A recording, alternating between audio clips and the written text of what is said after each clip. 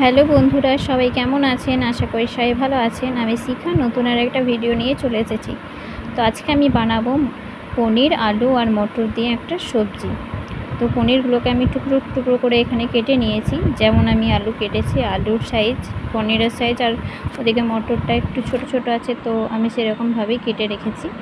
তেলে কড়াই আমি তেল দিয়ে দিয়েছি, আর তেলটা গরম হয়ে গেলে আমি এর মধ্যে কিন্তু আগে পনিরটাকে হালকা ভেজে নেব। খুব ভাজবো না, খুব ব্রাউন করব না, শুধু হালকা ভেজে নেব।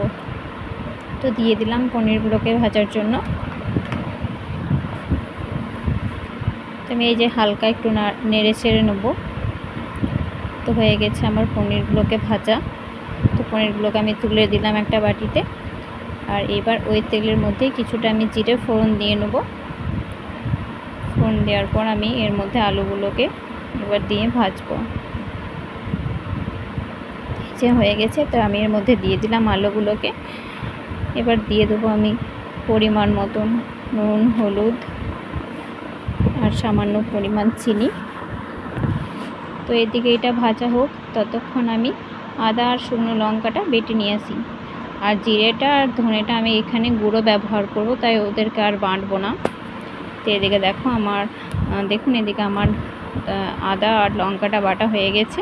এর মধ্যে দিয়ে দেবো আমি জিরের গুঁড়োটা আর ধনের গুঁড়োটা। তো দিয়ে দিলাম সমস্ত কিছু। এরপর এদিকে আলুটাও দেখলাম যে ভাজা হয়ে গেছে। এবার আলুর মধ্যে দিয়ে দেবো আমি মশলাটা। তো আলুটা ভাজা হয়ে গেছে। এখন এর মধ্যে মশলাটা দেওয়ার পর মশলাটা একটু ভাজা হোক। মশলাটা একটু কষে নিলে ততক্ষণ আমি দেখি যে আমার মটরগুলোর দিকে কী অবস্থা, কেমন সেদ্ধ হয়েছে।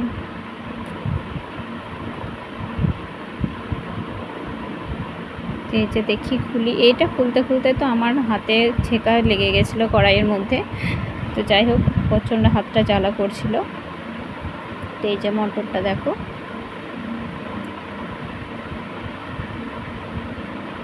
তো এদিকে তো কাবলি ছোলাটা তো ভালোই সেদ্ধ হয়েছে, কিন্তু মটরটা একটু একটু শক্ত ছিল, তো কাজ চলে যাবে দেখলাম। তো এদিকে আমার আলুটাও কষা হয়ে গেছে। এরপর আমি এর মধ্যে মটরটা দিয়ে দেবো।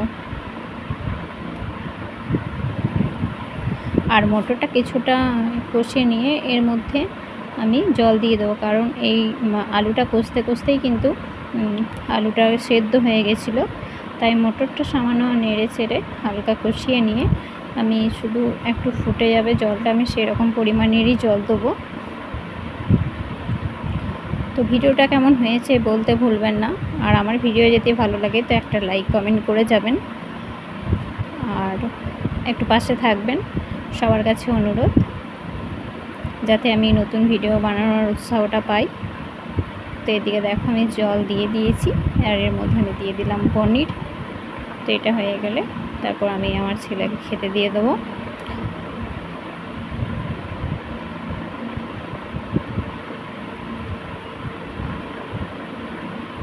তো আজকের ভিডিওটা এই অবধি। দেখা হচ্ছে পরের কোনো ভিডিওতে। সবাই ভালো থাকবেন।